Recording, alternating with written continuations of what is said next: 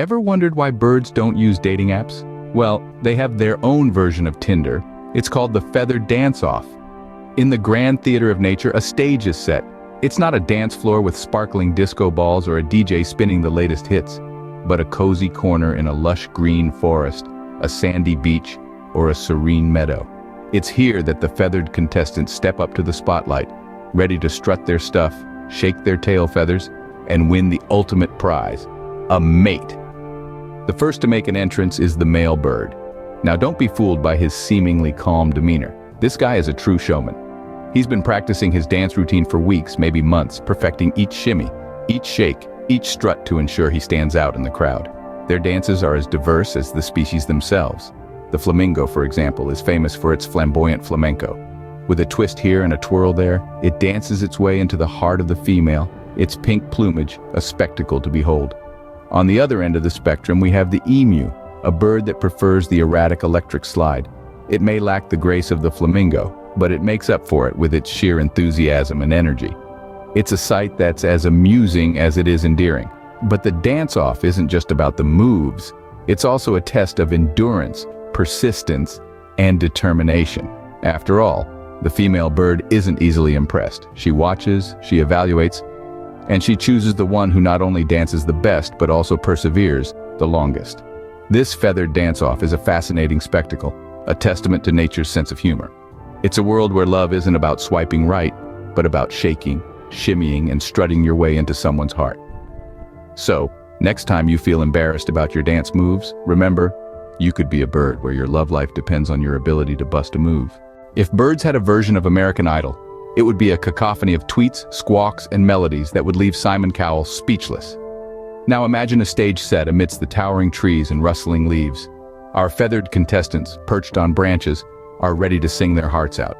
This is the avian world's prime time, a concert of chirps, a symphony of squawks, a melody of tweets.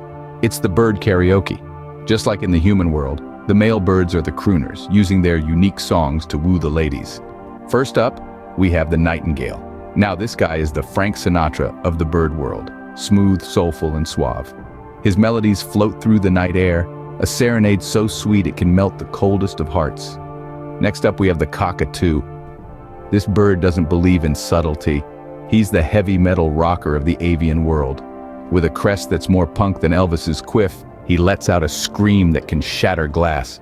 It's a sound that's hard to ignore, and that's precisely his plan. Then there's the lyrebird, the mimic of the forest.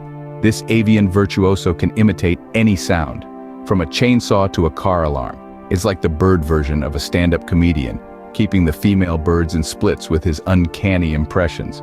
But how do the ladies react? Well, they're quite the discerning audience. They listen, judge, and then decide. After all, in the bird world, it's the song that makes the man. So there you have it, a hilarious, heartwarming, and sometimes ear-splitting display of musical prowess. It's a spectacle that proves nature has a sense of humor and a penchant for drama. So, the next time you're off-key in the shower, remember, in the bird world, it's not always about hitting the right notes, but singing with passion. After all the dancing and singing, it's finally time for the feathered finale. But trust me, it's not as romantic as it sounds. Picture this. Our feathered Romeo, after shaking his tail feathers and belting out some tunes, now must seal the deal. He struts towards our feathered Juliet with a swagger only a bird could pull off. He's got his eye on the prize, but let's be honest, his attempts at impressing her are more slapstick comedy than suave sophistication. Our avian Casanova tries to offer her a twig, a token of his affection, but alas, he's no expert in gift-giving. The twig is too big, too awkward, and he stumbles around trying to balance it. It's like watching a tightrope walker after one too many fermented berries.